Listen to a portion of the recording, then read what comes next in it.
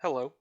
Today I would like to give you a quick video on how the Crucible mechanic works, as when I looked on YouTube, a lot of people seem to be overcomplicating the process. There's really only two things that you need to worry about, which I will get into now. So first, what I want on my bow that I'm hypothetically creating right here is the first node that I want is 10% crit, the second node I want is 0.8 crit, the third node I want is 25% CDR, and the fourth node I want is flash gain. So here in the top left, you can see an average tree that I would potentially purchase a bow with. So it's average because the first node is 10% crit, which we want. The second node is 0.8 crit, which we want. But it's average because this 0.8 crit is allocated or connected to two nodes in the third column, which isn't great. So what we want is this lower tree. So again, we have the 10% crit chance, we have the 0.8 crit, but we have a missing node here.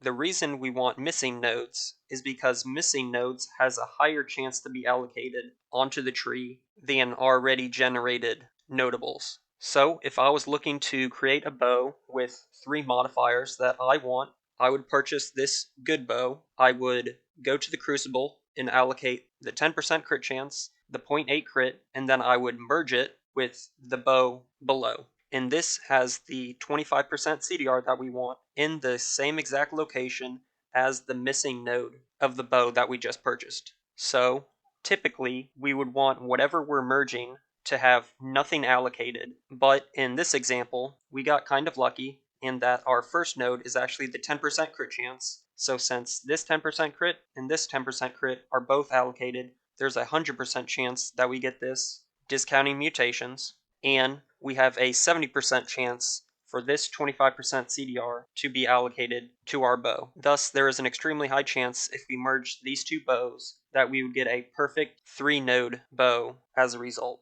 And the same strategy can be said for a 4-mod bow. So once again, at the top right is an average bow that we potentially might purchase, with the first node being the 10% crit that we want, the second node being the 0.8 crit that we want, the third node being the 25% CDR that we want. But again, this 25% CDR is connected to two nodes that we don't want, which is bad. Thus, if I was purchasing a bow on the market, I would purchase this one, in that the first node is 10% crit, the second one is 0.8 crit, the third one is 25% CDR, and it has a missing area that has a higher percent chance to be allocated when we merge. Thus, I would purchase this good bow, and I would merge it with the lower tree. So for this lower tree, I would go to the Crucible and scour off this first non-10% crit chance. So there would be nothing allocated to the bow that I'm merging with the good bow. And then the good bow, for the Crucible, I would allocate the 10% crit chance, the 0.8 crit, and the 25% CDR.